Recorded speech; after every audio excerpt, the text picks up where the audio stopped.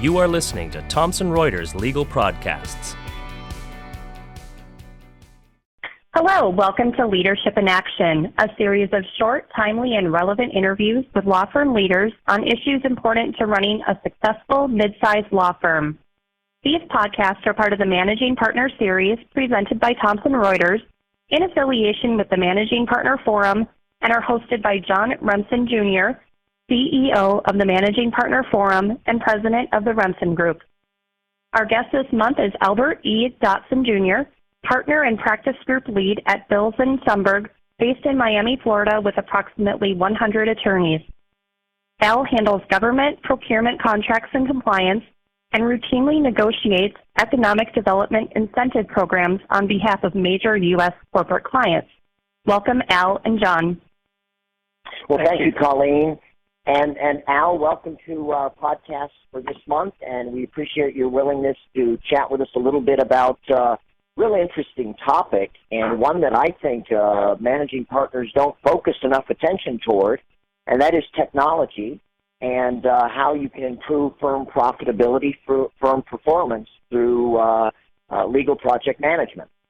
And so we welcome you and appreciate your willingness to talk about this with our audience.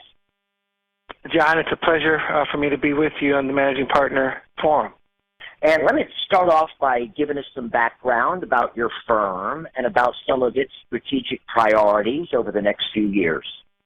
Bills & Sundberg is based in Miami, Florida.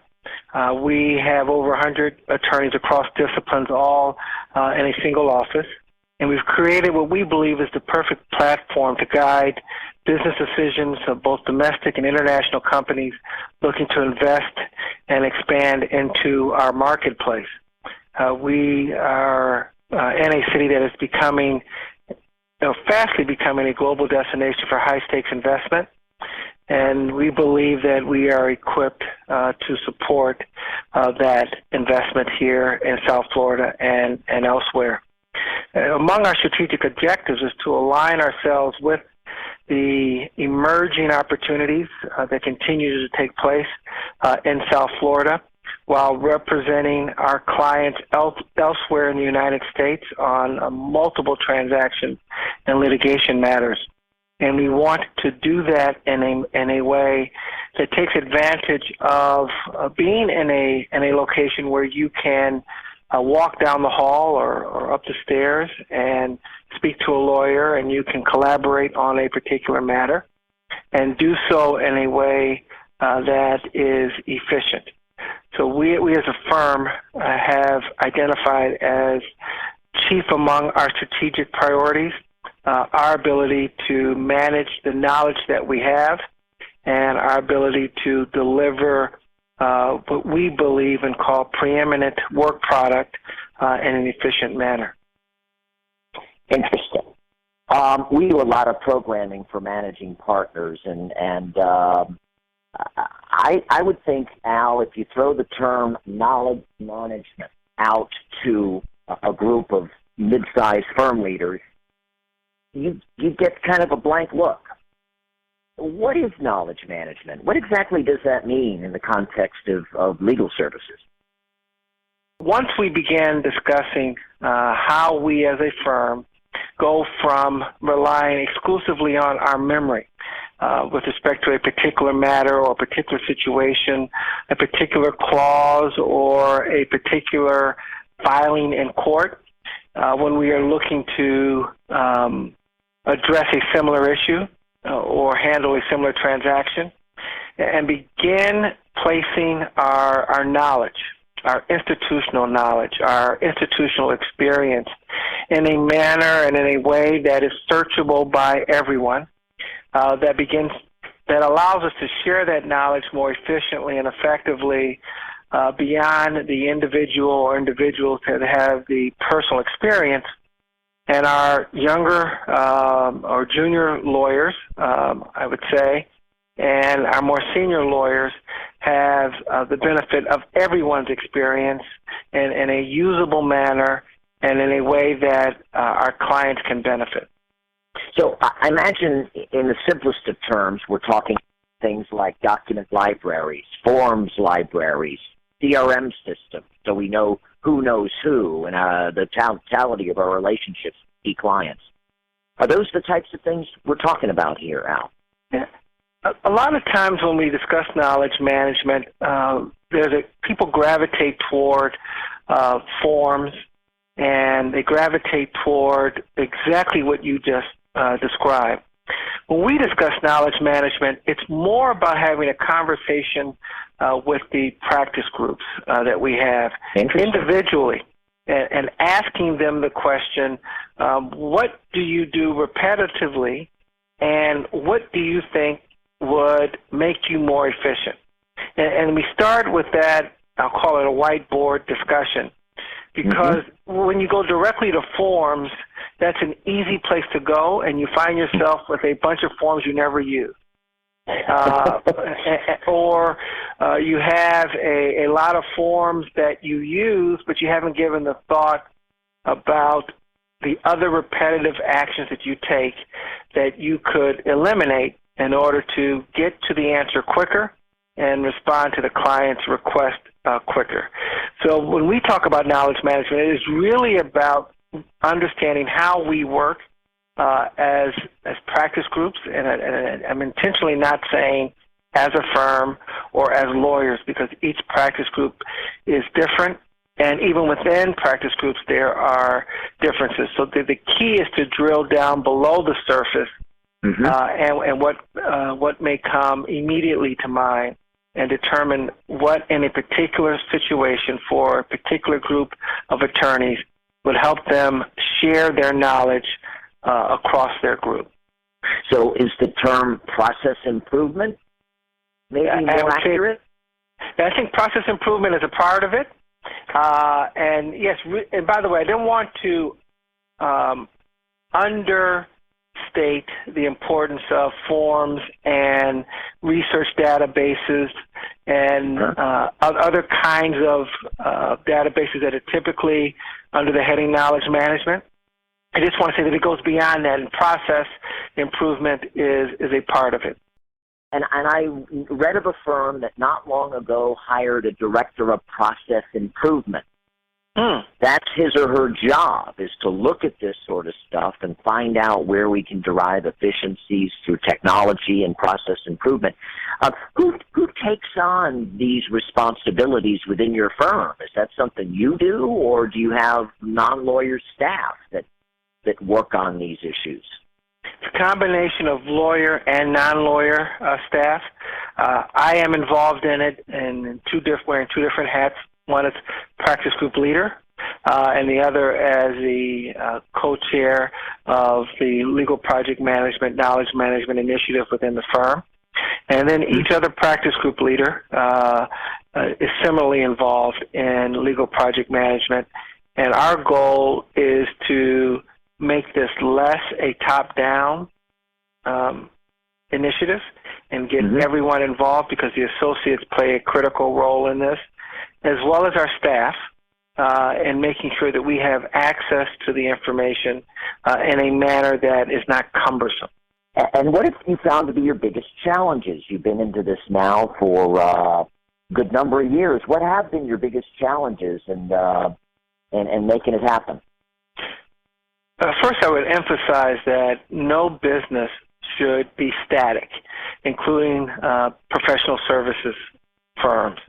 As a law firm, we did take that opportunity to look at how we provided our service to our clients. And in doing that critical analysis, there are some within the firm who were more vested in the way things used to be done, and felt that there may not be as much value in legal project management and knowledge management as we all thought. After there were so many examples of lawyers being able to respond more quickly to the request of our clients who recognized that we were really putting our teams together to service them in a way that did not result in duplication of effort or inefficient work product. And that allowed us to address a number of issues concurrently, and everyone eventually came on board. So that it's one issue is change management within the firm and dealing with the human aspect. The second was identifying the right technology. It's one thing to come up with an idea that we need to create the right databases, but it's another thing to make sure that they are accessible. When you have approximately 100 lawyers who all work differently, you want to make sure that how they access that information doesn't lead to frustration, because if it does, then you'll have less converts than you really need in order to move the organization forward. Well, Larry Richard, the psychologist, I don't know if you've ever read any of his writings, but he has spent many years examining the lawyer personality, what makes lawyers tick, and used psychological profiles, tens of thousands of lawyers, and concludes that compared to the general populations, lawyers are highly skeptical. You're dealing with a tough audience, so screw-ups, they're quick to tell you about, and very averse to change. Lawyers don't like change. So you're dealing with a tough group. So as you say, getting it right, the right technology, and I think, showcasing examples, pilot programs where we've achieved success to win over those skeptics and encourage folks to adapt to the changes. And it sounds like you've done a great job at Bilzen to make these things happen. And I can imagine it was quite challenging, particularly at the beginning.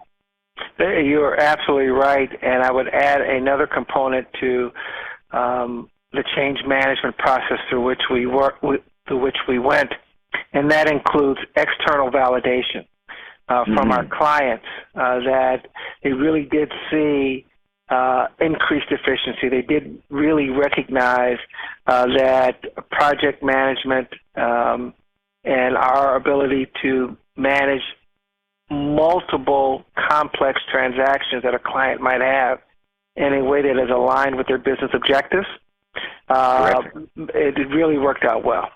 And it sounds like you're dealing with some pretty sophisticated clients. And, absolutely. So that's terrific, and I can imagine its implications for your recruiting efforts in terms of attracting talent, retaining talent, and clients, attracting and retaining clients who more and more are demanding value from their law firms. And here you built the infrastructure to achieve it. That's right. The client should demand value. Our industry should be no different than any other. We should be looking for ways to improve and increase the value that we bring, not simply engage in task management or responding to an issue. So terrific. I totally agree. Terrific. And I want to just conclude our conversation here to ask what advice you might give a law firm leader, a managing partner, who is really wanting to step up its firm's investments in the things we're talking about, process improvement, knowledge management, CRM and such, and what advice would you dispense to that managing partner who's trying to fight the fight at his firm and getting pushback from the partners as to why we shouldn't be making these investments? I would say that any managing partner who's looking to do this should be very much aware of all the stakeholders that are important in this process.